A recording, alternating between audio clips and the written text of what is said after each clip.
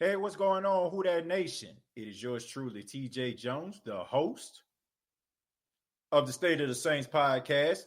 And thank you for checking out the State of the Saints podcast, where we talk New Orleans Saints. On this edition, we're going to be talking about quarterback Drew Brees and how I think it's time for some of us to apologize to number 9.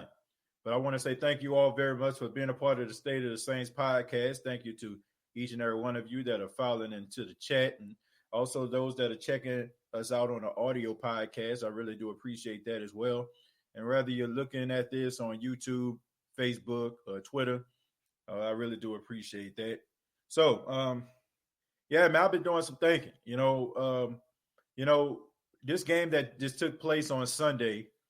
We have went at a lot of people in the media's neck. Because the entire media had the Saints losing this football game. Everybody said that the Saints were going to lose.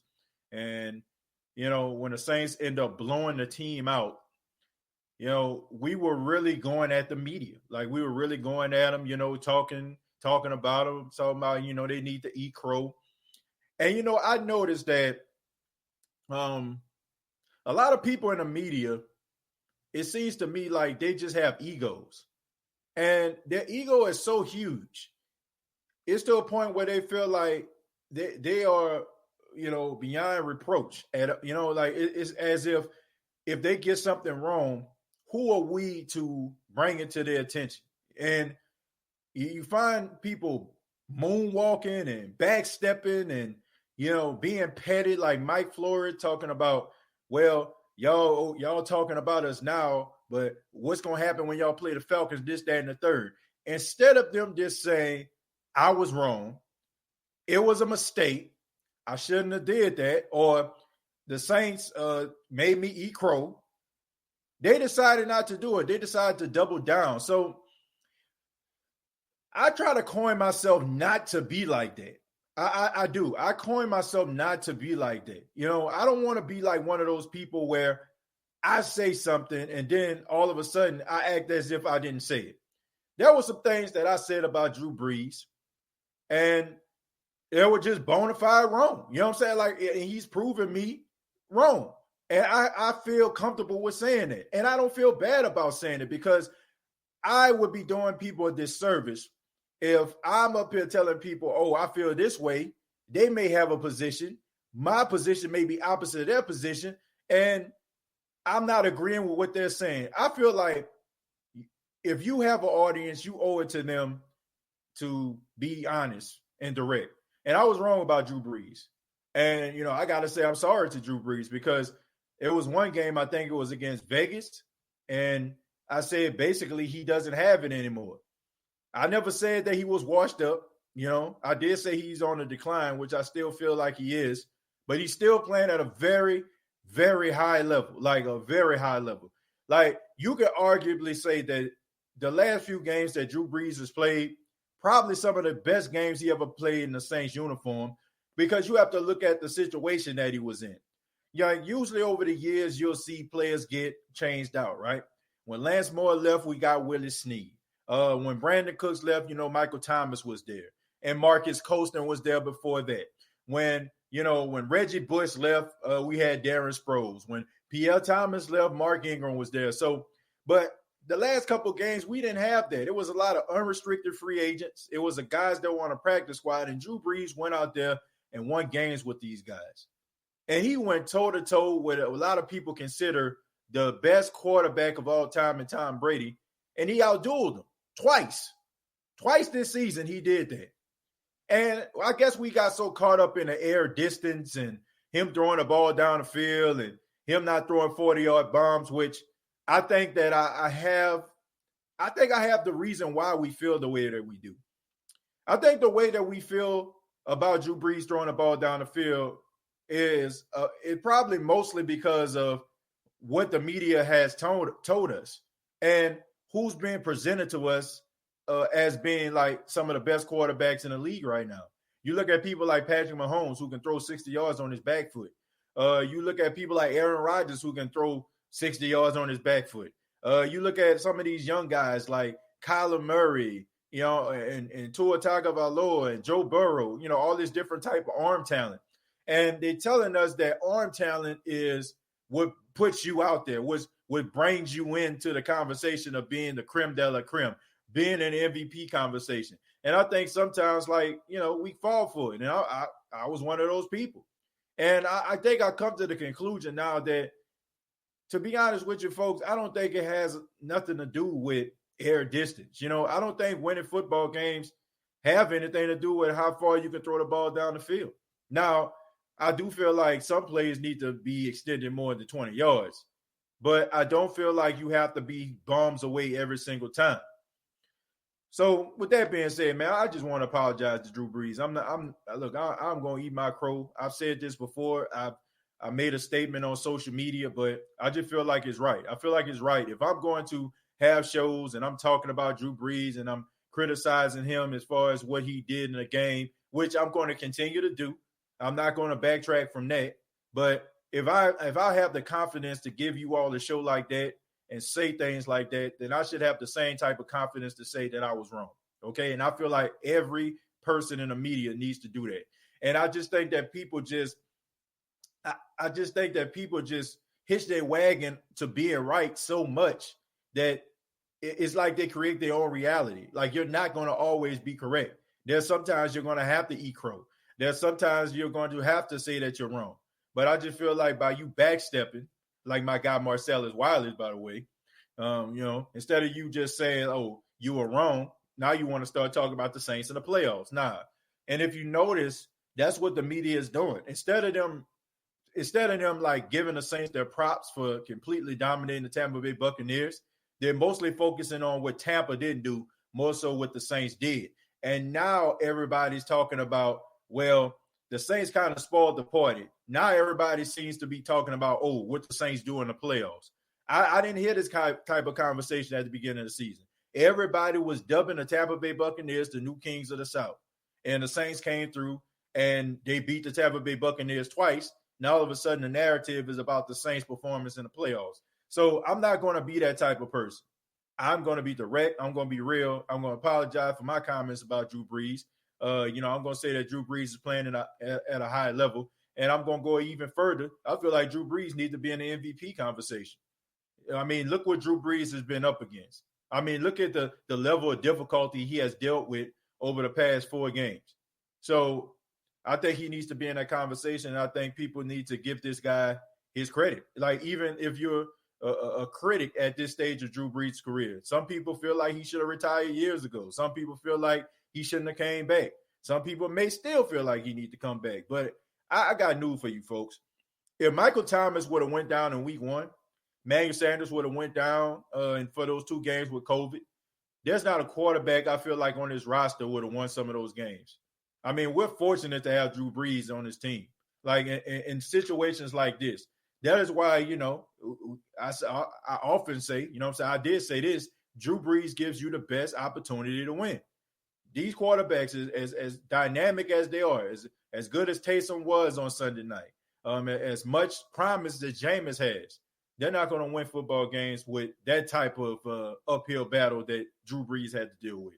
Drew Brees was commanding the offense. He was putting guys into place. Go back and watch some of the footage. Guys were like out of position. He was telling guys to get back. He was telling guys to move from right to left or left to right. I mean, he's like a glorified offensive coordinator on the field.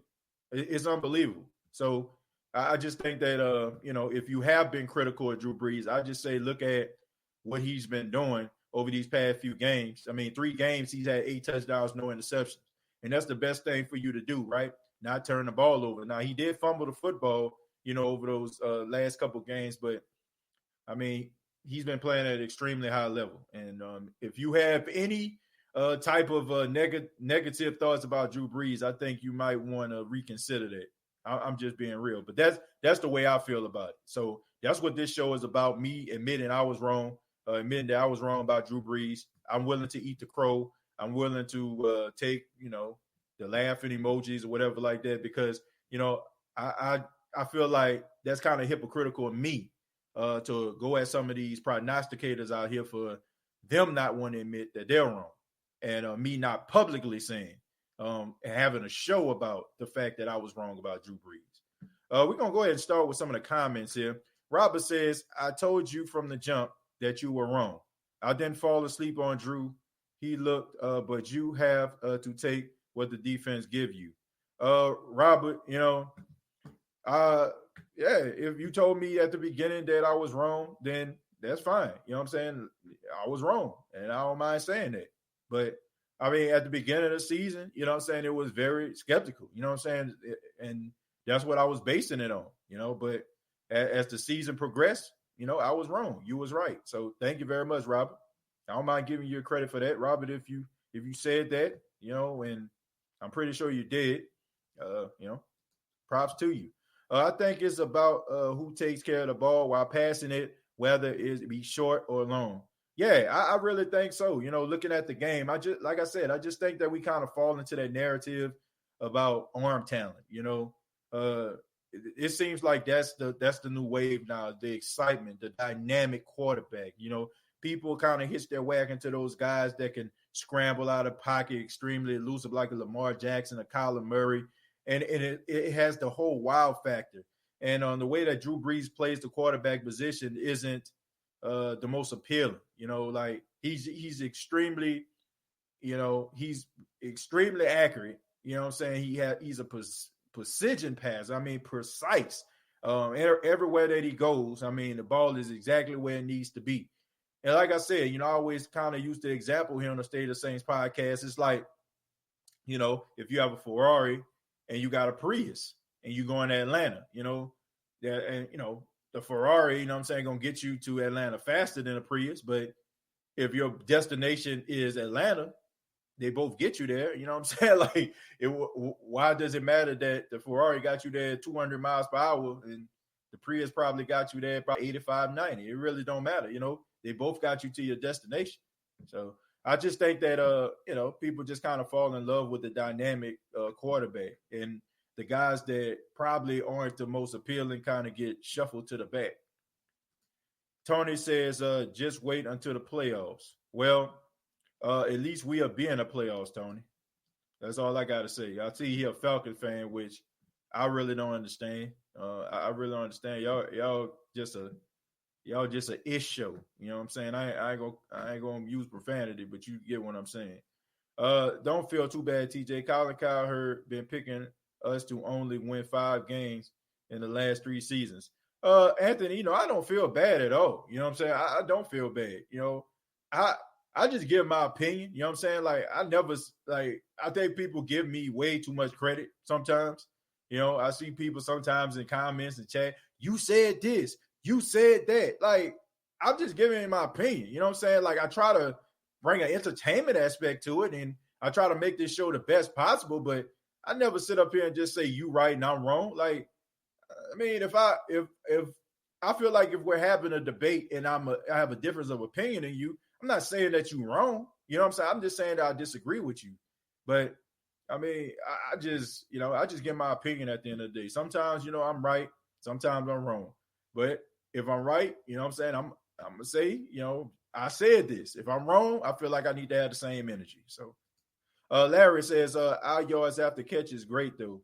I'd rather that. Yeah, I mean, that's when you have guys that are extremely elusive, Larry. The guys that can break out of tackles, that can get that yak, And but you have to ask yourself the question, why are these guys getting that yak? If Drew Brees is throwing these guys the ball where he's leading it out there to them, you know what I'm saying, and giving these guys opportunity to run after the catch, that's something that that Drew does pretty well. And but when you got guys with a lot of heart like Deontay Harris, who's about 5'9", you know what I'm saying, but has the heart of a person like 6'9", and he about 170, but he got the heart of a guy that's about 270. I mean, it goes a long way. Brandon says, gotta let us call in on this, TJ. Brandon, okay, that's fine. I take a few calls. Let me go ahead and just put the link in the comments. Feel free to call in. I mean, I basically said my piece, man. Like, that's what this show was about, just about Drew Brees and just making that statement right there. But I open up the phone lines. Feel free to call in, give your opinion about Drew. Kimberly says, Tony Jackson, y'all can't even make it to the dang playoffs. Yeah, like, for real. All right. What's up, TJ? Hey, what's going on, man? This is Ramsey, right? Yep. What's up? How you doing, man? Good. What a game Sunday. Yeah, man. Great game, man. Great game. Total domination. Very hard to find any type of criticism in this game, for the exception of Jared Cook. But besides that, I'm pretty good. Yeah. Your statement on Drew Brees. Well, I've disagreed with you for a very long time about that. For a very long time. Okay. Because, like I said, father time is father time. Mm-hmm. But he's a game manager in a sense. He knows where to control the time, the passing, where to stay that ball, specifically where it needs to be. I agree. And he does make those mistakes. He's a human being. He does overthrow the ball time to time again. Right. Everybody does. Right. Yeah, I mean. But in the end, he gives us a chance to win. Yeah, absolutely. I mean, like I said, I've always said he gives us the best chance to win out of all the quarterbacks on the roster. When people are like, man, let's go to Jameis. Like I went down with that. You know what I'm saying? Like I never thought that Jameis should start over Drew Brees, but I did feel like, there was some things that I feel like he kind of held the offense back, you know what I'm saying, as far as like reaching their full potential. But I just feel like right now, the offense, the way that Sean Payton has kind of, built his offense around Drew Brees and some of his limitations, to be honest with you, I feel like they can win. They can win with what they have. I mean, if the defense plays the way they played against Tampa last week, nobody's beating the Saints. You know what I'm saying? But I do feel like the way that Drew Brees is constructing the offense, they need a defense too, man, because it's not all the time you're going to be just being able to get the ball down the field like they did with Tampa. Sometimes you're going to need to be in those dog fights. Sometimes you're going to get them 3 and outs. So, yeah, but absolutely. I agree, I agree. You know what I'm saying? I mean, you've been saying that for a long time, so I'm going to give you credit, Ramsey, and, I appreciate the call, my friend. I have a question for the Who That Nation and you. Are you guys ready for the new gen consoles? Oh, yeah, man. Absolutely, man. I'm gonna have to wait for a little while, because me and my wife, we just purchased our new home, man, and now we're trying to furnish it right now. So I have to wait for the PS5, man. I'm looking forward to it. I'm liking the graphics. I like the realism that I see. Got me really excited, but I'm gonna have to wait for that one, man. I'm gonna try tonight, but it's gonna be tough. Yeah. Yeah, absolutely. But man. I want to say this. Thanks for making this State of the Saints. Mm-hmm. It feels like a family to me. Oh, man. Look, Ramsey, I look forward to you and so many other people that call in and leave comments. You guys make the show what it is. And call back anytime, man. You already know. And let me know. Thank you. You actually have the game system? Not yet. I'll be trying to get it tonight. Okay. At like midnight, and my family's going to try to help me. Wow. But if I can't, I'm still going to get Spider-Man Morales is my goal, no matter what. Those graphics are top notch on that when I actually seen a trailer for that. Man, you got to call back, let us know how it turns out, man. I know we got a lot of gamers that watch the State of the Saints podcast as well, man. So once you get it, just let us know. And, I know a lot of people going to be excited. All right. Thank you, TJ. Right? All right, thank you. Who that? And shouts out to Ramsey, man. Yeah, man, that PS5, I mean, it looks great. I know some people probably don't play video games, but yeah, man, those next gen graphics look outstanding, man. Outstanding. We're gonna go to Quinn. Quinn, what's going on, man? What's on, bro? Yeah, what's going on, brother? Yeah, we're gonna go back to when I told you on week 1 when I first called in. Mm-hmm. Remember, I told you we didn't have a preseason. Right. So that's why Drew started off slow. I told you, you just got to give him his time. Right. And, I think the problem why everybody talk about him so much and talk about him the way he talk about, because they not used to quarterbacks. You got to think about it. In football, when you like 41, you automatically old and washed up. But in reality, you're not even old. 41, right. old, really. Right. You know what I'm saying? And the reason why he can play as long as he can because he don't throw the ball deep like that. He don't need to because he have the people to. He got so many weapons around him to where they can make up for it. Because if you think about it, when he used to have Coasting and all them, that's why he used to throw it deep with Coasting. Coasting, for one, Coasting faster than Thomas. Coasting is definitely faster. Coasting ran a 4.7 coming out of combine. I think Coasting know how to get off faster though. I don't know, but it seems like Coasting's the beat on more than Thomas though. I don't know. They ran kind of the same kind of routes though, Quinn. Like you didn't really see Marcus Coasting like streaking up the field.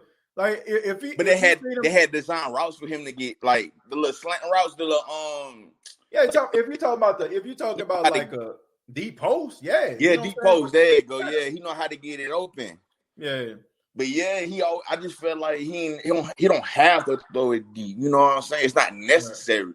And the thing with Tom Brady is the reason why he throwing deep because I feel like his mindset is he thinking he can mess up and nobody gonna take his position anyway. You know what I'm saying? That's why you know how like Drew Brees said at the beginning of the year, he said he is whatever he gonna do. He gonna do anything that's necessary or something like that. Right. I feel like that's the way Tom Brady is actually playing. I feel like he playing like he don't care. I feel like he playing against the clock right now to where he's saying like it don't matter what I really do, nobody gonna let me go, and they do. I can go to any team I want to because I control this. I feel like that's his. I feel like that's what his thing is. You know what I'm saying? I feel like that's why people getting so hyped this year because Tom Brady throwing deep. Because you think about it, Tom Brady never used to really throw deep all the time when he was on the Patriots. They had a run team for one. Right. You know what I'm saying? So that's where that whole conversation needs to stop at because he was never really doing that in the first beginning. Well, I just think that it has a lot to do with Bruce Arians' offense. Bruce Arians is a 5 to 7 step drop type of coach. You know, he likes to get the ball down the field, but with the New England Patriots. So you telling me go ahead. Half of the playbook going on in the calls they made, you don't think Tom Brady ain't got no say so in it? No, I don't. You know what I'm saying? I think that he got some. I think maybe you know what I'm saying to a certain extent. The reason why I really think he do have a say so, well, at least from the Saints games, because the way he had his face expressions, he wasn't getting mad at nobody. It seemed like it's like you seen him saying it was my fault regardless. Like I feel like even the play calling was like I just seemed like everything was from him. I feel like he was like helping him pick the plays. You know what I'm saying? In a sense to where it's like, you know how Drew Brees and Shine do. They'll go in the huddle and they'll go talk about it and they'll pick a new play if they want to. I feel like that's what Tom was. Can you think about it? They didn't even want AB at first. Aaron said no. And then out of nowhere now Tom Brady got Antonio Brown. Like how'd that happen?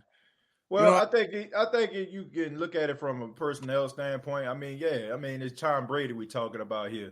But as far as the offensive scheme, you know what I'm saying? That's Bruce Arians' offense. Because if you go back and you look at Tampa and you look at Jameis Winston as the quarterback, it's the same exact offense, man. It's the same. It's the same exact offense, but the exception of Tom Brady.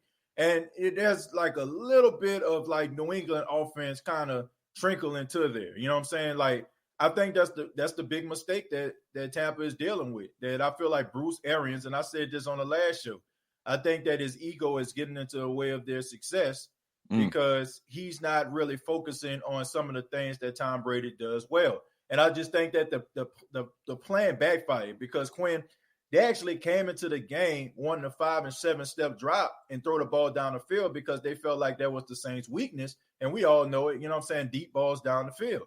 But when the Saints was running cover 0 and they was doing man coverage and jamming the heck out of these wide receivers, they couldn't do nothing. You know what I'm saying? So the plan itself was horrible. You know what I'm saying? Like they ran the ball 4 times.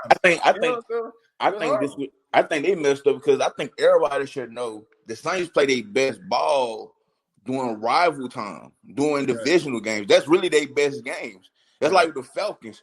We can be 2-7. We could be 2-7, but we go against the Falcons. That'll be the best game you ever seen from us, and you will act like we've been winning the whole season. I feel like they just, it's just the hype around the games. I think our problem is we don't play the games we supposed to win easily. Is the games we always end up losing. Yeah. And I think that's how it always is. And I think that's why they keep looking at us like that, because I feel like they be thinking, if they lost against them, who else they gonna lose against? You know what I'm saying? But it's like in reality, sometimes they just gotta catch their groove. And when they catch their groove, I feel like since we got Emmanuel Sanders now, Davenport, hopefully he just stays back. I feel like we're gonna be good, bro. I think this is gonna be the year we really do something, you know what I mean? Well, I hope so, man. I think everybody know what the Saints can be in a regular season, Quinn. It's just the postseason that concerns us as fans. But I mean, you can't even say the postseason because y'all acting like it's all for half of the time. It's the postseason, but regardless, man. Regardless, the postseason, the Minneapolis Miracle 2018. I mean, we know what happened with that last year. It's like I put it like this: that's what they're holding. That's what they're holding the Saints to, because I hate to say it, but if you look at teams like the 49ers who dominated through the playoffs, you look at when the Philadelphia Eagles, they won a Super Bowl, they dominated in the playoffs. So I feel like if you are that team, if you are that squad, then it should even come down to the last possession. And I think that's something that the Saints need to focus on. And as long as those situations keep happening, Quinn, it's going to give the media and other people ammunition to say that, okay, y'all a good regular season team, because in the postseason, y'all not handling y'all business. So, you think, you know what I think going to be a difference making this shit up? Mm-hmm. We got that boy Quan Alexander. We actually got another good linebacker on the team right now. Yeah. I think that's going to be a huge difference. Yeah. Yeah, I'm looking forward. I'm looking forward to seeing what Quan can do, Quinn. But I think he's going to be a difference. Yeah, man. I got a couple more people on the line, man. Good talk, man. We have to chop it up a little bit more later, man. But I thank you for the call. Appreciate it. All right, brother. All right, take it easy, man. Shouts out to Quinn, man. That was a good call right there. From one good call to another one. We got the OG of the State of the Saints podcast. Got Jerry Port Jr. What's going on, Jerry? What's going on with the TJ Jones, the host? Yes, sir. Of the State of the Saints podcast. Yes, sir, man. How you doing this morning? I'm feeling good, man. How about yourself, brother? Yeah, man, I'm good, man. I'm just talking Saints football, man. Apologizing to Drew Brees, And so, what you got for us, man? What you got? Let me tell you something, TJ Jones. Mm-hmm. I've been riding with Drew Brees ever since he came to the Saints in 2006. Mm-hmm. Yeah, I'm telling you, he had good games, he had bad games, he had good times, bad times, all that, but that boy is still awesome. Yeah, man. Even won a Super Bowl with us. Yep. So, yes, I've been hearing all this negative talk about Drew Brees. He got that long arm, that arm that throw deep passes and all that. I understand that. But you saw what happened on Sunday night. Yeah. You saw what happened on Sunday night. He threw to 12 different receivers? Yeah, man, that was incredible. Man, that was incredible. But hey, man, I've been riding with that dude all along, man. Yeah. So I never say anything negative about Brees. I mean, people will, but I don't. Yeah, I mean, like I said, man, I just go by what I see, Jerry. You know what I'm saying?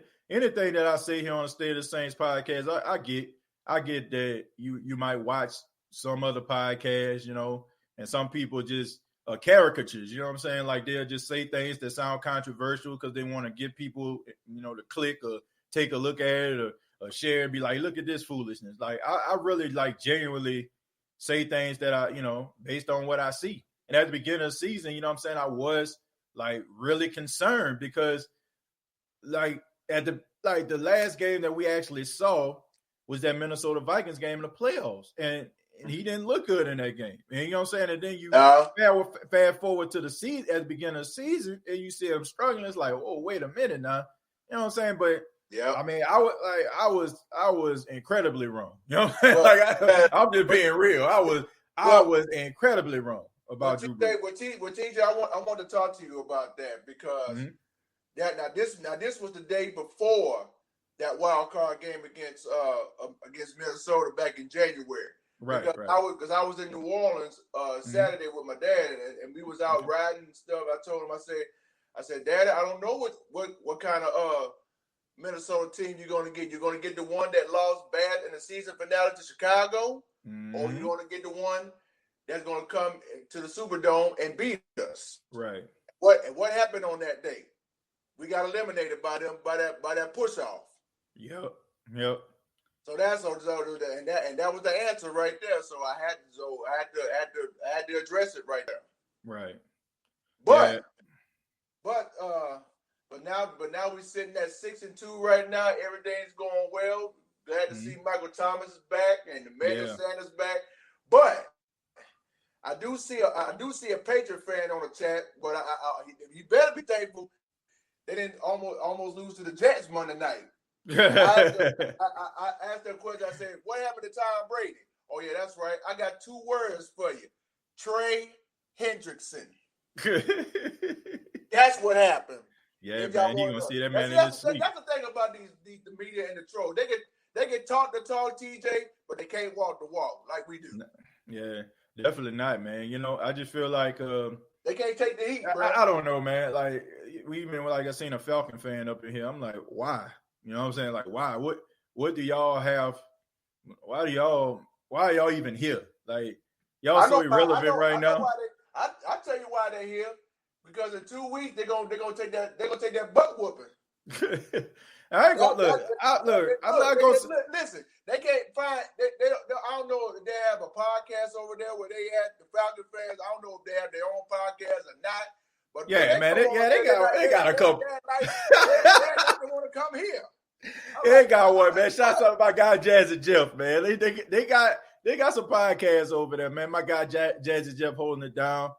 Okay. Man, yeah, they got some podcasts over there, man. Like, but I don't know, man. I guess they just. I guess because we popular. I guess that's why they want to come on. Yeah, man. They like to stay in the Saints podcast. If they like it, I love it. You know what I'm saying? I mean, hey, I told you, man. I welcome everybody. You know what I'm saying? Like, if you talking noise, I can talk noise right back. You know what I'm saying? Like, just the way that it goes.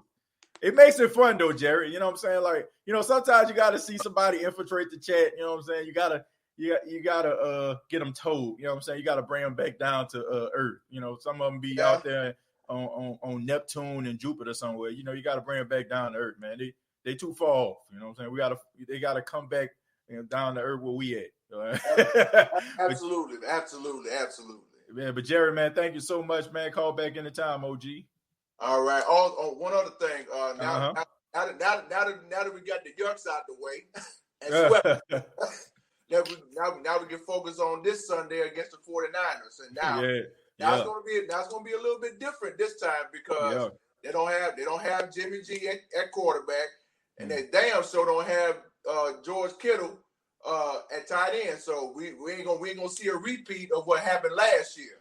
I'm gonna talk about that later on in the week, Jerry. I'm gonna talk about that later on in the week, how this could possibly be a trap game for the New Orleans Saints, man. Like real tough. Well, you never know. Like we say, like we got to take it one game at a time, and we got to show up just like we did against Tampa Bay. We're gonna be all right. Yeah, absolutely. Yeah, I appreciate the call, Jerry. Thank you so much. All right, you're welcome, TJ. All right, take it easy. Yeah, man. Later on in the week, man, you talk about that San Francisco game, man. I know a lot of people looking at these guys decimated with injuries, but that's a proud team over there. Cutler, what's going on? Is that Cutter? Hello? All right, we're going to move on. We got Brandon. Brandon, what's going on, man? What's happening? TJ the GOAT, host of the State of the Saints podcast. I appreciate that, man. Thank you, Brandon. Thank you for calling in, man. Well, we're talking about the New Orleans Saints. Floor is yours. Shout out to homeboy earlier who was talking about the consoles. Personally, I can't wait to pick up my Series X. Oh, man. I got it on pre-order. I'm gonna get the PS5 later this summer, though. Okay, all right, man. Once again, man, let me know how that turns out. It seems like Rams is going PS5, so let me know how. I'm an Xbox dude, but I get both systems eventually. Yeah, but it's gonna be a good look, man. Like I said, let me know how it looks and everything like that. Yes, sir. But I called to defend you a little bit because when the season first kicked off, me and you had the same mindset. Now, Breeze did start off bad, but what irked my nerves the most about the team was, and it's not just this season, it was a bit last season too. Mm-hmm. Even if you go back now with the great game Breeze just had against the Tampa Bay Buccaneers, right? Like he throws on average, he throws about 30 to 36 times a game, right? But when you talk about him throwing 20 plus yards, it's about 3.5 times a game, right. So virtually never. And the concern is when we play these teams, there's quarterbacks who could take the top right off your team, especially ours, because our secondaries look suspect the majority of the season. Right. So when you talk about hell, even Teddy Bridgewater, when we played them, he was able to get deep passes on our defense. So when you got a quarterback who could come in with the Aaron Rodgers of the world, Teddy Bridgewater has success. Even when we played the Lions and we played the Chargers, their teams had success about hitting us with deep passes. Mm-hmm. You got to be able to reciprocate that to be able just to stay in the game sometimes. And pretty much every game we've had this season, besides beating the holy hell out of the Buccaneers, has been pretty contested. Even the Raiders, they took the top off of our defense multiple times when we went out to Vegas. Right. So I don't think it's I do think that Breeze has regressed from the greatness we saw, especially when he first got to New Orleans and from 2006 to the 2012. Right. But he's no means trash at all. Nobody's saying he's trash.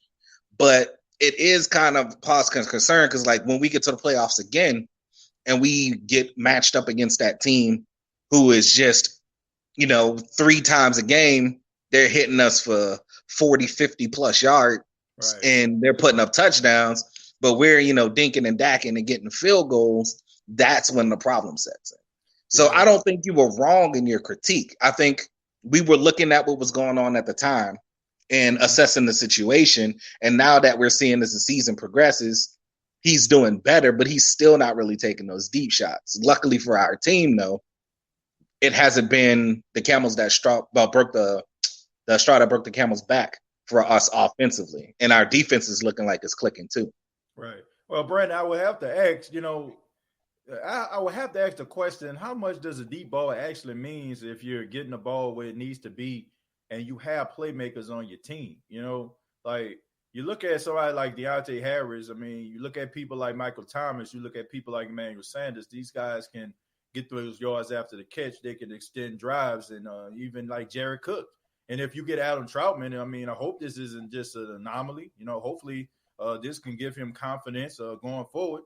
So if you have all these different weapons and you have guys that can, extend plays, how important is it, to have to be able to throw the ball down the field?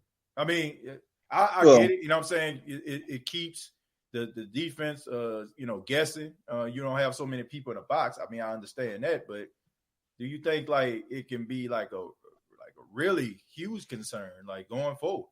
Well, I'll rebuttal with this. I'll say that using the Green Bay game, for instance, when we were playing in that game, obviously we didn't have Michael Thomas. He was injured. Mm-hmm. But even without the threat of Thomas, we still had the weapons. We still had Harris. We still had Sanders. Some people who could go downfield and get it. Right. But teams know that we don't even have that threat because it's not in our game. It's just one thing. When you playing for the Green Bay Packers, damn well if there's a shot, Aaron gonna take it. True. 100% of the time. True. But when you play the Saints, that Breeze virtually won't even take the chance. There's likely not even gonna be a play set for him to make a deep pass. And if he does, it'll probably be missed. So I think with the offensive weapons that we have, I think just the presence of a deep game and the thought that the defense has to adjust for that plan would make us that more dangerous. Okay. I mean, that's interesting right there. I mean, I can understand that, but I mean, from what luckily we got the players we got though. Luckily we have Kamara who's super elusive. So he gets that yak. And we got Harris who gets that yak and Sanders who gets that yak. Yep. So I do feel where everybody's coming from. Right. But at the same time, though, I'm just saying from everything that we've seen of this season, I don't think to say that you owe him an apology is a little bit stretching it just because you can only go as far as your eyes can see. Well, I don't. And at the time, I mean, I agree with that. But like I said, it's almost like the Tampa Bay game, right? Everybody picked Tampa over the Saints, right? Everybody picked, except us, obviously. Yeah, you know what I'm saying. So everybody picked that, and like, what if somebody came out there and was like, "Man, I ain't apologizing for nothing." Look how crazy they sound. You know what I'm saying? Like you said, it's an assessment, right? They watched the New Orleans Saints win by three, and they seen Tampa just dominate, and they just came to that conclusion, like, oh, all of a sudden, you know what I'm saying, Tampa is clearly better than the Saints. And when the game happened, the Saints blew them out. So, like you said, I think it's a little different. I think it's a little different though, because you got to remember, most people thought Tampa would blow us out because they already have 2 All-Pro receivers. Then they signed a B to the team with Fournette and all the other acquisitions, Gronk, everybody that they've got to help that offense out. And the way our defense has struggled to this point, I think that was the main reason why people picked us to lose or thought we were going to get blown out. Right. But they didn't. They heavily underestimated us getting back right on offense the way we did, getting Sanders back, even number 12, your boy Callaway, even getting him back with Thomas and Emmanuel Sanders made a drastic improvement offensively. And then once we hit them, just kept hitting them over the head on offense, they couldn't do nothing with the defense. Yep. Hendrickson went stupid. Davenport went stupid. Like Cam he didn't get a sack, but he was being disruptive and stuff. Yeah. You had Malcolm Jenkins probably had his best game of the season so far. Like that's what we paid him for. That's why he was brought here. To show that kind of leadership and make them kind of plays. Right. So I think it's just a game by game basis. We just got to see what's going on before we can start saying, like, I don't think you owe Drew an apology. Maybe my bad a little bit, but not an apology. You know what I'm saying? Okay. I mean, Brandon, I'd have to agree to disagree with that one. I mean, I get it, but like I said, at the same time, like, I think we kind of left in my opinion, it kind of felt like it was just the end of an era. You know what I'm saying? It was just like, it is over. You know what I'm saying? Like, but he elevated his game, man. Like I said, and he did. Arguably, you can say, like, I'm telling you, I've been watching a lot of Saints football throughout my lifetime. I know I watched almost every single game Drew Brees played in. This probably like some of the best quarterbacking he's done. Like, he's always been good. But I'm talking about as far as what he went out there with. Like, this guy's like a straight up, like a general going out to war with his troops. And he's putting these troops like, okay, you know what I'm saying? He got them in a foxhole. He wants you to be over there to guard this perimeter, over there. Like, he's putting guys in position to succeed. It is, like, incredible. Like, I agree with you there.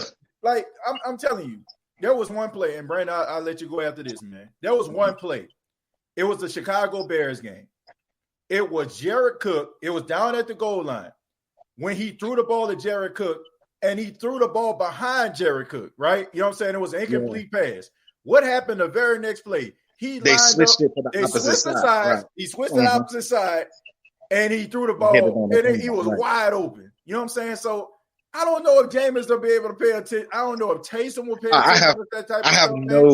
I'm gonna tell you now, I have no faith in Jameis. That's what I'm saying. Like, that if Brees go down, the season a wrap for me, bro. Like, I have no faith in Jameis. Yeah, I mean that is why I'm saying, like, this guy puts these guys in the best position to succeed, and that's why I feel like some of his best quarterbacking. But Brandon, man, thank you so much, man. Thank you for the talk. No problem. Appreciate the input, brother. Call back anytime.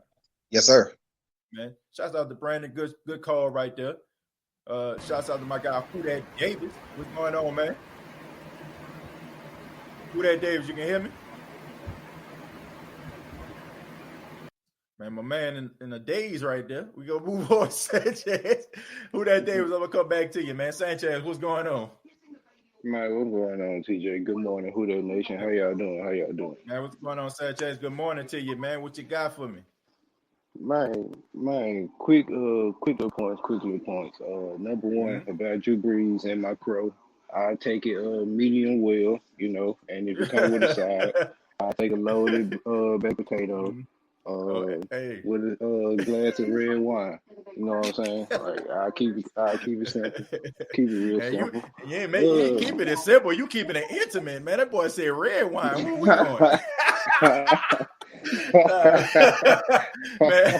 man, on a date on a Friday night. God damn, man. Yes, sir. Yeah, but Sanchez, yeah, man. I think a lot of this. people feel that way. A lot of people feel that way, Sanchez.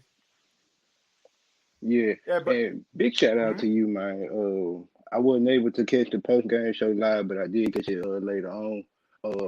I'm really glad you hammer home the point of the media just don't really know the Saints at all. No, they don't. Like the fact that somebody on Monday morning quarterback said we celebrating because we beat Tampa Bay or we swept Tampa Bay.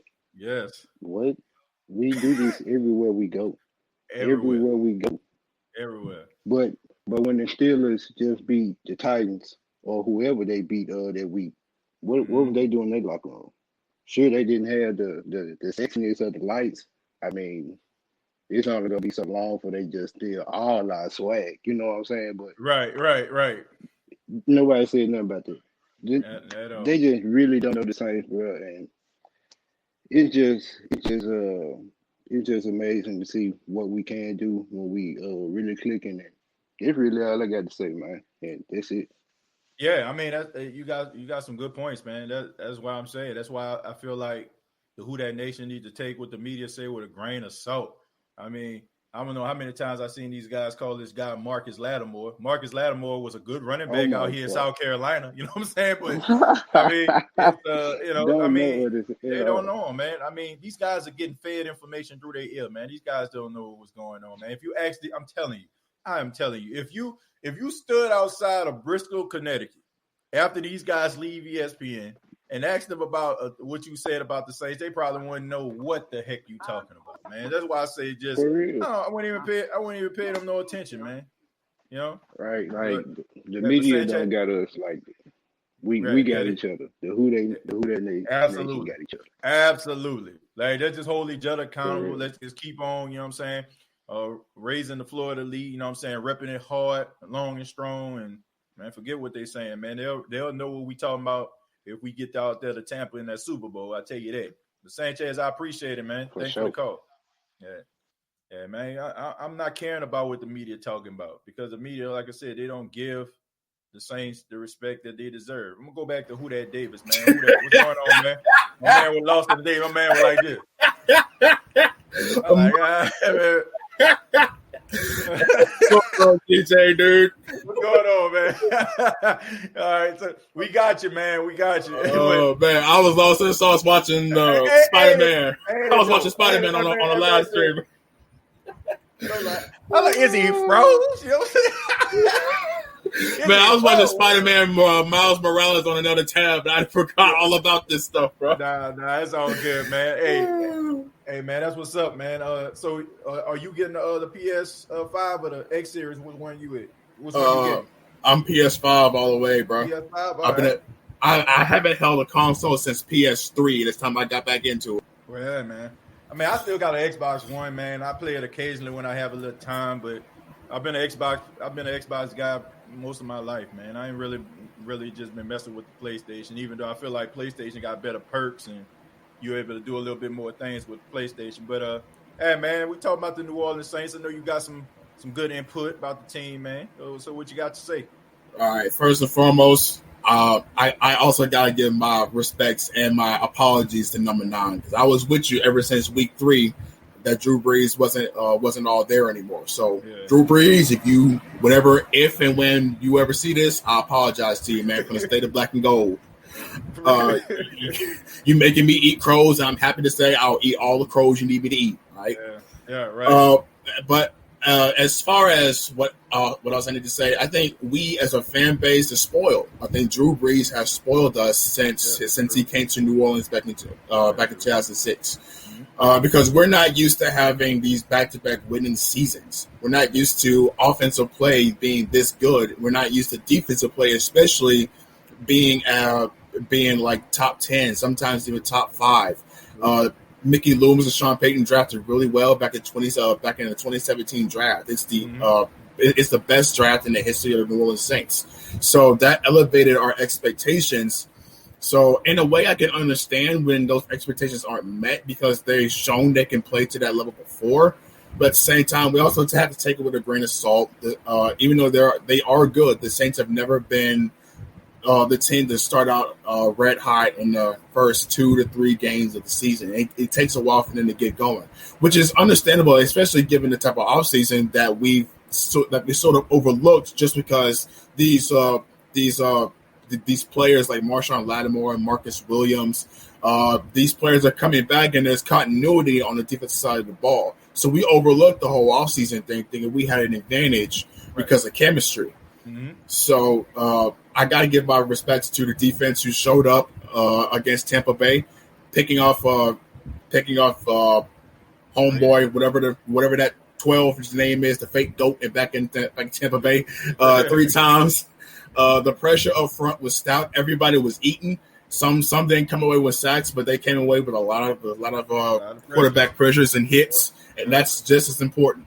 So everybody was sharing the load on complimentary football, and I hope we see a repeat performance this Sunday against San Francisco 49ers, who have a lot to prove. They want to show that they're still contenders in the NFC West, riddle injury and all.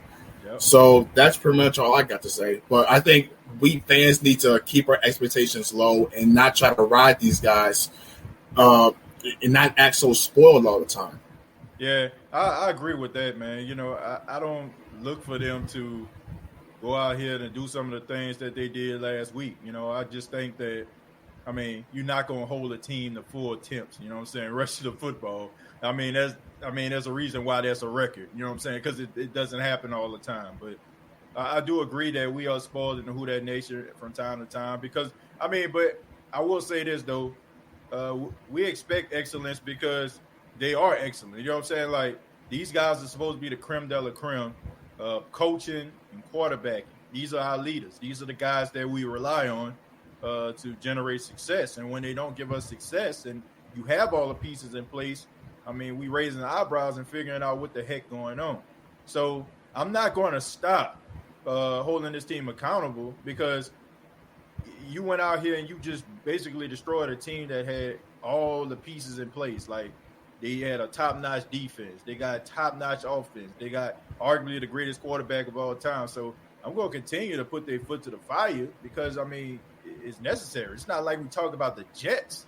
You know what I'm saying? We ain't talking about those Cincinnati Bengals here. You know what I'm saying? Like, if they win, you know what I'm saying, they get a little golf clap. You know what I'm saying? Like, we at the Masters. But, this is the Saints we talking about, man. This is the class of the NFC and the NFL. So, I be true. Yeah, so we got to hold them accountable a little bit, Who That Davis. But I appreciate it, man. Thank you so much that you get back to Spider-Man. And, you know what I'm saying? Enjoy the rest of your day, my brother. Call back anytime. You too, TJ. Who that, brother? Who that? Man, shouts out to Who That Davis. That man was froze on that bed. I'm like, what's going on here? Chosen, what's going on, man? What's going on, TJ? How you doing this morning, man? Man, I'm doing all right, man. Talking about New Orleans Saints, man. The floor is yours. Yes, sir. I'm not gonna be long, man. I just pretty much want to say I respect what you're doing with the apology. I understand why, but it's not just you, man. I feel like a lot of us need to come forward and apologize because. But with that being said, on the flip side, you're only calling out what you can see. You can only justify and accuse somebody of the evidence that's being presented in front of you. You know what I'm saying? So if you showing me a half moon, the next night I'm gonna assume you're gonna show me a half moon. I can't expect to see a full moon if that's all you've been showing me. Right. So and another thing we have to realize is this gonna be the consistent half moon we're gonna be seeing, or is this a new full moon we're gonna be looking at? Right. So the moon thing being Drew Brees, Drew Brees, he started off slow, but that's what separates the greats from the average. He was down, but he found a way. The great quarterbacks, man, they found a way. Like we were saying, he had nothing but leftovers and I guess the ends of loaf bread, man. And he was making it do what it do. You know what I'm saying? That separates the greats from the goods. Like you put them down, but the greats gonna always find a way. You know, they're not gonna make excuses. They're not gonna blame coaching. Hint, hint, Tampa Bay. Right. You know, they're not gonna blame. They're not gonna blame coaches. They're not gonna say, "Oh man, well I ain't have my number one, my number two, my number three." Right. You put your battle suit on, you go, and you leave it all on the floor. You know, you're not promised your receivers every week. You're not promised a strong defense every week. You're not promised your offensive line is gonna be perfect every time. These guys humans. They make mistakes. They miss assignments. Like we be late for work. Some days at work we don't put our best effort. Some days we may say, "Oh, I ain't in it today. I'm gonna do just enough to make this day and get this money, and I'm gonna clock out. And I ain't feeling it today." You know, like so you can't always rely on perfection every day. Sometimes you got to go out there and do your job, what they pay you to do, and you got to live with the results at the end of the day. You know. Yeah. Good point. The thing with Tom Brady, bro, I've been seeing. Now y'all want to blame Bruce Arians. I hear Skip Bayless saying, "Who is Bruce Arians?" Well, Tom knew that before he went there. Tom knew that he knew what he was getting into. So who the hell are y'all to blame Bruce Arians? Bruce Arians is the coach. You know, whether you like it or not, I don't give a damn if he ain't got no rings. He there for a reason, you know, and that's still your coach at the end of the day. Yep. You know, our supervisors may not know what the hell going on the job all the time, but guess what? We still have somebody to answer to. They still got to go over the game plan. They got to tell us what's up, you know, because that's just, that's just how the chain of command is. And, man, and for Drew, man, like I said, that just separates the grace from the average Joes, man. Drew gonna be okay, bro. I'm not a big. I like the deep ball. It's cool to get turned up, you know. But at the end of the day, if it ain't broke, don't fix it. If slow and steady been winning the race, then slow and steady, man. We ain't gotta. And I feel like that's what we mess up at. Case in point, the Vikings game.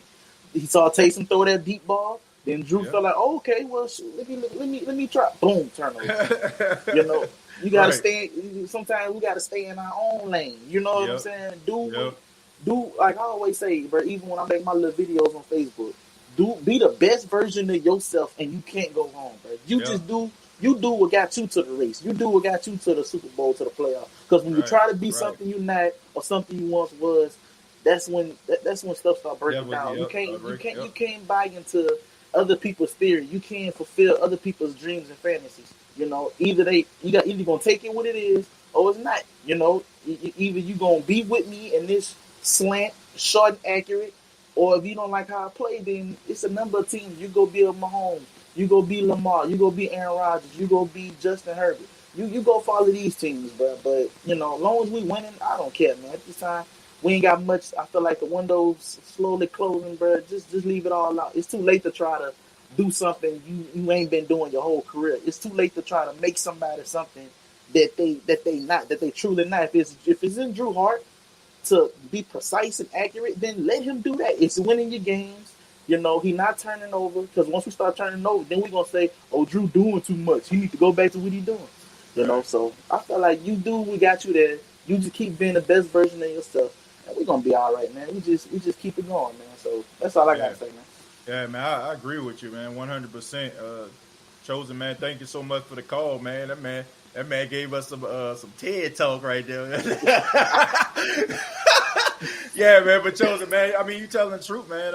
You can't like go outside your element, man. You do what got you there, you know, and it's up to like Sean Payton to find guys to, build that team around them. And they done just that, they done it. That's when you rely on your coaching.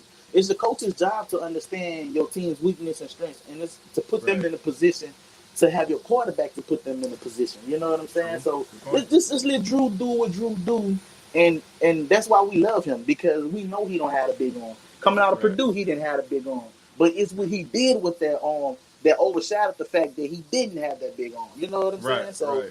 So I'm loving it, man. I'm loving Drew. I'm loving the team, bro. I hope we keep this momentum riding all the way, and then make a deep playoff run, man. That's all we can hope for at this point. That's all we all are asking for right now. You know, they got the number right now. They try to hold on to it and win a couple more games. Right. You don't want to lose that trying to keep up with the trend. Just do what got you there. You know, got you there, man. Yes, sir. Chosen, thank you so much, man. I appreciate the call, brother. Yes, sir. Yes, sir. Yeah, man. Shout out to Chosen, man. I feel empowered, man. You know what I'm saying? I need to go jog 5 miles real quick, man. My man up there dropping gems and safe knowledge on the line. Shout out to my guy Chosen. Got Lone Wolf up in here, man. What's going on, Lone Wolf? What's going on, TJ? How you doing, bro? How you doing, Man, Saints Nation? good, man. Good. Good morning to you, man. You sound like you're on the road. Yes, I am, man. Going to work. Okay. Just Be careful out there, my brother. been listening. Oh yeah, of course. Hmm. I'm calling in, apologizing too, because I was very critical of Drew Brees in the beginning of the season, but now I can see that not having OTAs and a little bit more time and reps with these receivers was affecting him. Right. And now that he's had some time to work with basically every receiver and tight end at this point, 12 receivers. That's Right. crazy. Incredible, man. That is crazy. Crazy. And I'm just like, now that he's doing that, I'm like, you know what? We got to just be more patient because he is older. So, reps are important. Just like he goes through his routine every single day, like it's game day.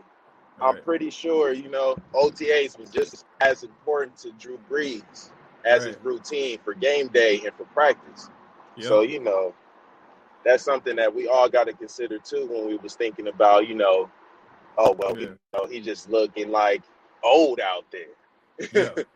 Yeah, I think it's just the fact that, like I said, we're just so unconventional. I mean, just weak throws, throwing passes behind guys. I mean, it was just so un-Drew Brees like. And who that Davis? He called a couple calls ago. He said, I mean, we're in a Who That Nation. We get a little spoiled sometimes because of the excellence of Drew Brees. I mean, it's a blessing and a curse. When a guy's good at something, we expect excellence all the time. You know what I'm saying?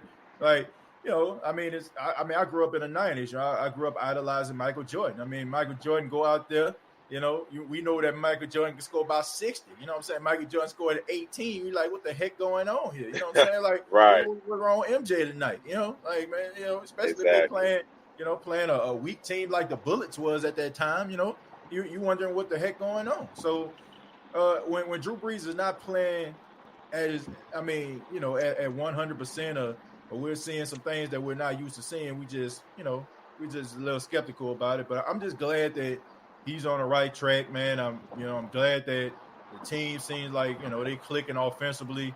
And I just think that the addition of Emmanuel Sanders has done wonders for this team. And the emergence of Deontay Harris, man, where he's playing right now. I really strongly feel like Deontay Harris can be the second coming of Tyreek Hill. Like, I really believe it. I believe that too, bro. It's not crazy to say that because he has shown us flashes already, and they haven't even really incorporated him into our offense. True. Because, true indeed, we don't have a deep pass quarterback. So once we're able to let Breeze have his time and it passes through, man, we need to get a quarterback that can work with him.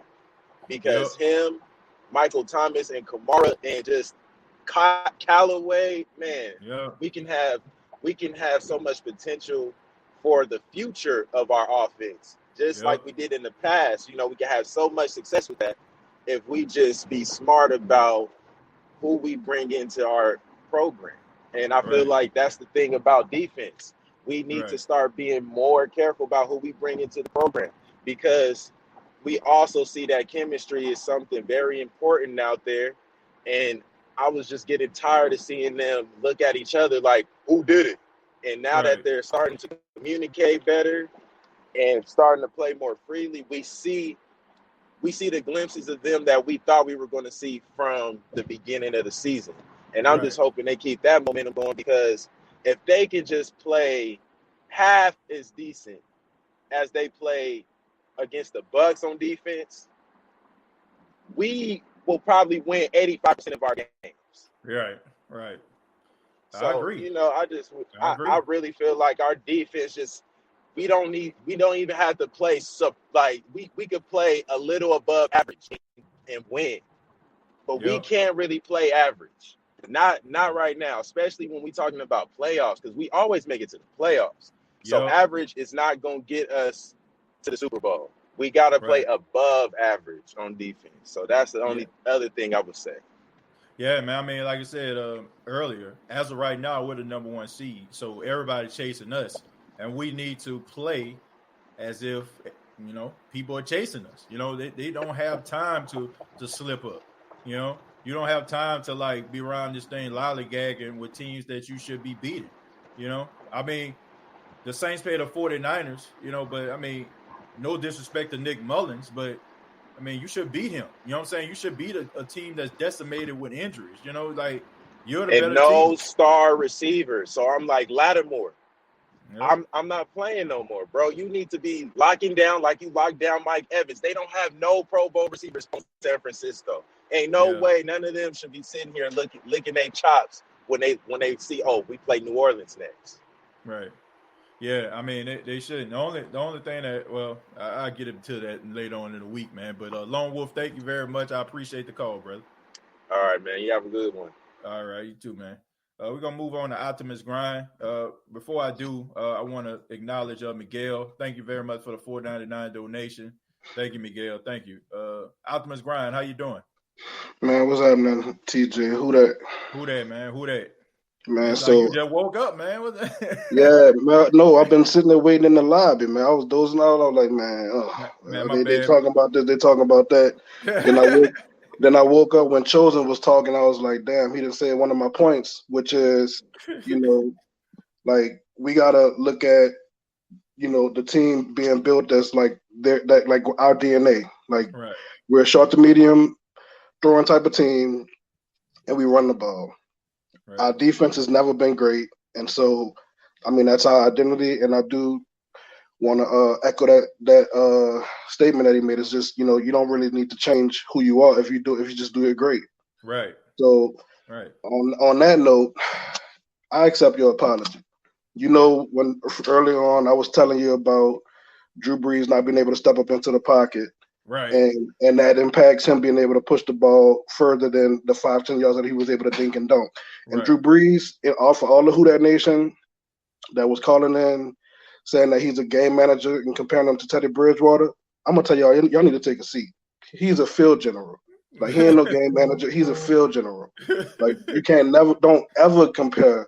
Nah, that was a bad comparison. That's what I'm saying. Like, it was a bad comparison. Like, I mean, yeah, Teddy did good for us to win those 5 games, and I mean, he's balling in Carolina now. But until he can even get in the conversation with passing yard records, touchdown records, completion percentage, no, don't even put them in the same sentence unless you're talking about the team when he played with the Saints and he was the backup. Right. So moving on from that, yeah, I accept your apology, man. It's just everybody was saying that they were showing you this, showing you that, and I'm like, well, what has he shown us in the past 3 years? 13-3. I mean, what more do you want?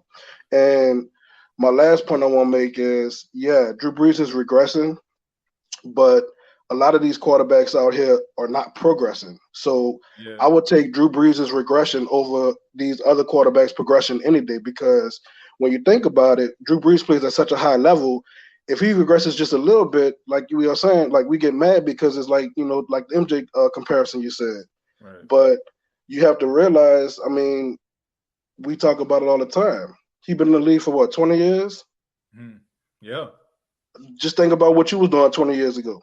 Like we talked about on the podcast a lot. So, I mean, to say that he's still playing at a high level at this age, I mean, yes, we can still hold him accountable for making bad decisions, which he's not really doing a whole lot of. There's a few times he'll make a bad decision, but I mean, it's Breezes. Like, you can't really knock him for that, and he always gives us the best chance to win. I joke with my cousin. I told him once we ran up the score on the Buccaneers, I was like, we're gonna see Jameis, and sure enough, Jameis came in there and handed the ball off. We wasn't letting him throw that thing because he would have probably threw a pick six. He threw it one time. He threw it to Mike Burton for 12 yards, so he got a first down. Yeah, but I mean, that was a safe throw. That wasn't like him trying to think about it. That was his first read, and he just let it go because it was open. I would have thrown a bomb. Like, I would have been like, look, if I would have put Deontay Harris or somebody as a speedy receiver in the game, I'd be like, look, if you want to throw this ball, throw it. I would have did it. I would have did it just out of spite. I know he would have loved it. Right, and I do want to give a shout out to Sean Payton. Like I told when I called it on the pregame, I told you it was going to be a mental game. I told you it was going to be a game where Sean Payton was going to outcoach him. The keys to the game was to get pressure on Drew Brees. Get pressure on Tom Brady. The D-line did that. I think that Trey Hendrickson is playing himself into a big contract, and I think that we're probably going to be shopping around Davenport if he can't, beat him out and get his job back. I don't know, man. Davenport been balling. You know what I'm saying? Like, I love Davenport. I tell my cousin all the time, is he not a bust? I mean, everybody was like, he a bust because we gave up a lot for him. And I'm like, I mean, we talked about on the podcast, the best attribute to have as a player is availability. He hasn't been available. So, it's kind of like, Trey Henderson is just, getting the snaps that he's supposed to have. Because I actually projected Davenport to have 10 to 12 sacks this year, but he hasn't been playing. And I think right now he's at, 3, 4? Right. So I still think he might get up to 10, missing, 3, 4 games, which is really impressive. Yeah, it is impressive. So I'm not giving up on Davenport. I just hope that he can stay healthy because I think him rotating in Trey Hendrickson and Cam, just being Cam, I think that those give us the best pass rushes on the field that gives us the best chance to pressure any quarterback. Right. And I would like to see the Saints do a little bit more man coverage and get away from the zones because I feel like we play more aggressive when we're in man coverage and we don't have to think as much. It's just, check the man in front of you. Right. But yeah, man, that's all I want to say. I appreciate what you're doing, man. It's a real good podcast. I appreciate it, man. Appreciate it. I said it in the chat. I think the Falcons, their podcast is more of a PTSD support group meeting. Where they just sitting there like, "Hi, I'm a Falcons fan. Yeah, we was up 30-something to 12, and then I don't know what happened." Like it's just need support animals, man. Look, every time the game over, in the arms, just come on, they just fade away. But yeah, they can't talk. The Buccaneers, this our division. I think the Panthers might have a little something working with their personnel, but yeah, our team is built like this. We gonna miss Drew. I've been saying it. I just, the way he's playing now, I would even try to extend him another year. Like if he can produce like this, I think because think about it like this: we're gonna have a winning season. We're not gonna be able to trade into the draft to get a high QB. So it's like, well, I think we need to either get a QB in free agency, or try to just keep our draft capital to try to trade up into like the top 15 because we're not gonna be less than 20, 25. I just don't think he's coming back. Like I don't think he is either. I think he's laying it all on the line. Yeah, this season, I don't think people really understood. Like this dude, really was contemplating retirement. I think, I know. And I really strongly think he had a conversation with his wife. And oh no, he done this year. I'm just saying, I don't want him to go. Like they're not talking about this contract he signed with NBC. He signed a contract with NBC. You know what I'm saying? Like everybody kind of keeping it on a hush right now, you know what I'm saying? Because he's so focused on football. And I'm pretty sure he don't want to talk about it, but I think this is it. I think he's giving it the old college effort. He's gonna give everything he have. Yeah. And, let the chips fall where he may. I'm just at the beginning of the season, what he said, I'm just going for broke. He said, I'm letting it rip. And yeah, he said, I'm letting it all out. I'm leaving it all out there. But I'm just afraid of what the Saints, because just think about it. Our identity is, masked by what Drew Brees does for us. So like when he's gone, it's gonna be real ugly to see what the team looked like without a Drew Brees. Right. And I think that we can get past it, but I'm terrified to see what that team look like. Yeah, it's gonna be some rough patches, man. I mean, you can't get that type of production everywhere. He's a legend for a reason. But Optimus, thank you so much, man, for your call, man. Call back anytime. Yeah, who that? We're gonna move on to Clumsy Baller. Josh, okay, I'm gonna put the link back into the description, and Josh, I'm gonna just take one more call after Clumsy because we're gonna go ahead and call it a close, man. I worked last night, a little tired, you know what I'm saying? I wanted to make sure that I I want to make sure that I get everybody, calls in and stuff like that. So, but I'm gonna put the link down here. Josh and Jesus, thank you very much for the $2. Always, you know what I'm saying, he's a friend of the show. Want to hear from him. But after Clumsy Baller, we're gonna go ahead and wrap up the show. Clumsy, what's going on? What's going on, man? All right, how you doing, man? We're talking New Orleans Saints. What you got for us? Yes, sir. This is my third week tuning into your little podcast. I just want to say thank you from the Who Dat Nation for keeping man, it I real. appreciate it. Yeah, man, I appreciate man. that, So man. look, a lot of people are saying sorry for Drew Brees today. I'm not sorry because the haters is what's motivating him right now. Right. You know, and second is our defensive line don't get enough credit nationally. We got to have one of the best run defenses in the whole league. Oh, yeah. If I'm playing fantasy football and my running backs against the Saints, I'm taking them off of there because the Saints is not letting the running back score. It is incredible. And, you know, that stat for only 4 rushes this week, that's due to our guys, too.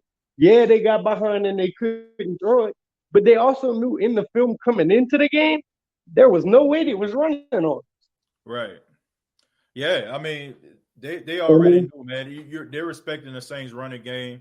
I mean, whether it's like about 40-plus games without allowing 100-yard rushes. I mean, Montgomery got pretty close, you know, with that Chicago Bears game. But, that is a great feat to have, man. I mean, the defense is playing really stout. You can tell they take a lot of pride in their run defense. I mean, but when you got Cam Jordan on one side and then you got Davenport on the other, man, both of those guys, not only can, you know what I'm saying, like, can they rush the quarterback, but they can set that edge too, man. You know, that's a very important trait. I mean, some defensive ends that you have, I mean, they just specialize in, you know, trying to rush the quarterback, but they don't have an appreciation for stopping a run. And we're fortunate enough to have 2 defensive ends that take appreciation and getting to the quarterback and stopping a run. No doubt about that. Yeah, they make it a point. They got pride in stopping the run in New Orleans. Yep. That's a big part of football, period, man. Yep. And another thing is, earlier you said Drew Brees might have catapulted himself into the MVP race with a dominant victory over the Bucs. But what I really think he's going to do is if he can stay consistent from now into our next primetime game versus Kansas City, and he can pull that one off, that'll be the one that puts him in the MVP conversation right there. Because our first national televised game against the Vegas Raiders, he wasn't so hot. So, you know, most everybody on the market, that's what they had in their minds before coming into this game right here. Right? So if we could go against Kansas City and he could put up some 115 QBR type game, that's going to put him up there in that conversation because now people's like, whoa, he whooped Brady. Whoa, he whooped Mahomes. Let's talk about Drew. Mm-hmm. Yeah, it's gonna be interesting, man. You know, it's gonna be a fun game to watch. I just feel like when you got 2 legendary offensive-minded coaches like Andy Reid and Sean Payton, I mean, you know, it's gonna be a battle of wits. I feel bad for those defensive coordinators. They're gonna have to stay up a little extra late. You know, we're gonna need Dennis Allen to be the MVP of that game for sure. It's gonna be interesting, man. But Clumsy, thank you so much for the call, man. Call back anytime. Yes, sir. Keep it going. Thanks. All right, thank you. And shouts out to Clumsy. We're gonna take one more call. Josh, man. Josh, what's going on, man? Hey, brother. I didn't even know you were at the end of the show, man. So I appreciate you extending a little bit of time for me here. Oh, no problem, man. You know, we talk about New Orleans Saints. Title of the show. You know, apologizing to Drew Brees. You don't have to talk about that if you don't want to. You can talk about anything you want, man. Floor is yours. Well, I just caught this tail end of the show just now, so I don't really know what you said, but I owe Drew a little bit of an apology, too. I remember calling in that first or second week and they'd being like, TJ, you were right. Drew's kind of dumb, blah, blah, blah. And we were both wrong, and I'm glad we were both wrong. This is the kind of foot that tastes good that I like putting in my mouth because I love Drew Brees. You know what I mean? Yeah, right. It's not bad. And, I want it to be wrong. You know what I'm saying? Right. I Exactly. still think we could be right, though, if we don't rest Drew Brees or rest his shoulder for a couple of weeks and let Jameis play for a couple of weeks. Because otherwise Drew will start slowing down after game 12. We keep talking about that. Mm-hmm. You know what I mean? His age will catch up with him. And so that's a problem for the playoffs and everything. With regard to the Bears game, I mean, they were perfect in it. And part of that is just us knowing the Tampa Bay Buccaneers like we do. People can complain like our offense was sloppy in the second half or whatever, but we weren't trying. We were on garbage time mode that whole half. So nothing that happened in the second half even freaking matters, especially with the offense. Good Heck, point. even the defense was in garbage time mode the whole second half. So, yeah, the second half just doesn't matter. But man, the Saints put together something in the first half that was just like reminiscent of 3 years ago when we were just like blowing through teams and everything we were doing was just like super perfect. You know what I'm saying? Mm-hmm. I slept in a little bit this morning because I got my graduation plaque yesterday. I'm going to send you a picture of that later. Oh, congratulations, man! It's definitely gonna go onto the State of the Saints Facebook page, man. We're all proud of you, man. Like so many people, man, they know you in the chat. You know, so many people have been following State of the Saints podcast from the beginning. A lot of people are proud of you, man. So I know I'm proud of you, man. And everything that you've been through, we all know your story. You said it on the show, and I'm just glad that everything is coming full circle for you, my friend. Well, thanks, man, and I appreciate the Saints family too. But the last thing I want to say is, and again, I know that part of this is my bias, my wishful thinking, but I can't believe that the Saints are anything but Super Bowl bound this year. Now that the season's played out a little bit, because the only team that really could have stopped us, or the only two teams that really could have stopped us, are the Minnesota Vikings, who just know us really well, and the San Francisco 49ers, who were freaking dominant, but they're just not going to the same team that they were. Right. And the 49ers are no longer a threat. That leaves us and the Packers for the NFC Championship game. And I feel like the Packers will find a way to choke before they get to the NFC Championship game. Yeah. So it's probably going to be like us against like the Giants or something. And we'll blow right through that. So I believe that we will at least get to the Super Bowl this year. Winning, it's different because the AFC is a lot better than the NFC this year. Right. But I believe we'll at least get to it. I guess that's my thoughts for today. I don't know. Man, I mean, I would put the Seahawks in there. I mean, I know they have a question about defense, but you definitely can't, man. You definitely can't give up on Russell Wilson, man. I mean, this guy's to me, like he's the second coming of Drew Brees. He reminds me a lot of him, like how people just write him off. Like people write him off, but all he does is just win games and put his team in a position to win. So Russell is the best quarterback in the league right now, as in the year 2020. Yeah, he is. Better than Mahomes. Nobody really even comes close to him right now. Yep. So I agree with you there. But yeah. All right. Well, yeah, man. I just wanted to give a few thoughts, man. I'm gonna watch this show. Once you, I don't want to say hang up, but end the show or whatever. Yeah, man. I appreciate that.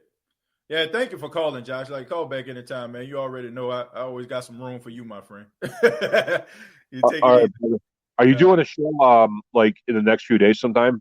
Yeah, man. I'm gonna be doing a show tomorrow. It's gonna be tomorrow afternoon. Since we're talking about it, tomorrow afternoon we're gonna have Rod Walker on the show from the Athletic. Y'all know Rod Walker's been on the show before, so he's gonna be here on tomorrow. We'll be doing an interview with him tomorrow afternoon. It's probably gonna be around 3. It's gonna be 3 Eastern, 2 Central. So check it out, man. All right, brother. Yeah, you take it easy. Yep. Yeah, man. Rod Walker of the Athletic, and y'all know him from NOLA.com as well. Y'all probably hear him if you look at some of the Saints interviews online. Yeah, Rod Walker. I mean, it'll be his 3rd time being on the show, man. You're definitely there's 2 people that you're definitely probably gonna be seeing on this show like quite often. John DeShazer, who man, incredible guy. Like John DeShazer, incredible. Rod Walker. And my favorite, Mike Detillier, man. Mike Detillier is like my favorite person to interview. Like me and Mike, like, I don't know if y'all checked out the interview. I think we talked for about an hour, and we talked about another 30 minutes after we got off. Like, Mike Detillier, some of y'all probably know who he is if you're from like the Louisiana area. You're probably, if you listen to WWL, one of the best minds in football. Like, so passionate about the game, like, love interviewing him, man. Like, all of them are incredible, but Rod Walker is going to be on the show on tomorrow, man. Y'all be on the lookout for that. Check it out, and hope you all enjoy it. Look at a few more comments, and then we get up out of here, man, because I really wasn't giving that much attention to the chat, and I apologize for that. We had a lot of phone calls on this edition. Jay says, I think if we have the division wrapped up early, we'll rest Drew a few games down the stretch for the playoffs and to see what we have in Jameis. Look, you can't take your foot off the gas. I mean, Seattle is 6-2. Green Bay is 6-2. Okay. And soon as you lose, Green Bay just shoots back up. You know what I'm saying? So the Saints got to continue to win. They got to continue to win. This isn't over by a long shot. It is not over by a long shot. Keep that in mind, folks.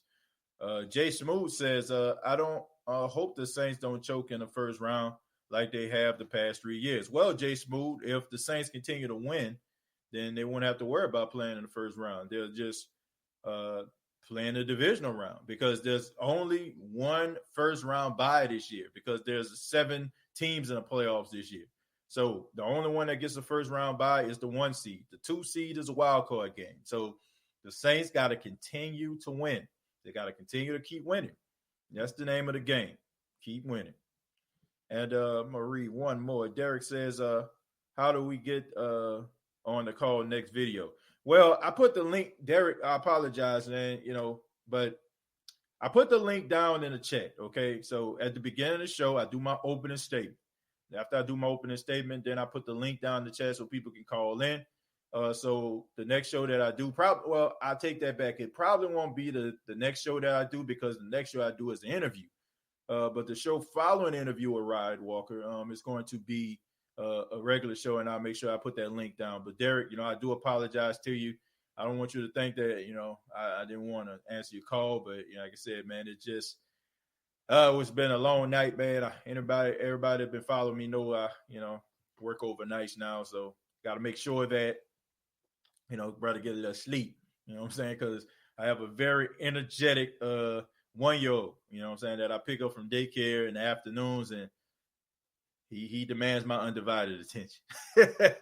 But thank y'all very much for tuning into the State of the Saints podcast. Thank you all so much for all the people that called in, chimed in, and be sure that you subscribe to the YouTube channel, youtube.com, search The State of the Saints podcast, facebook.com, search The State of the Saints podcast. And as you already know, previous episodes are available on iTunes, Spotify, iHeartRadio, and Anchor FM. Once again, congratulations to Josh and Jesus for graduation. Shouts out to everybody that called in. Much love to you all. And like always, all I got to say is, who dat?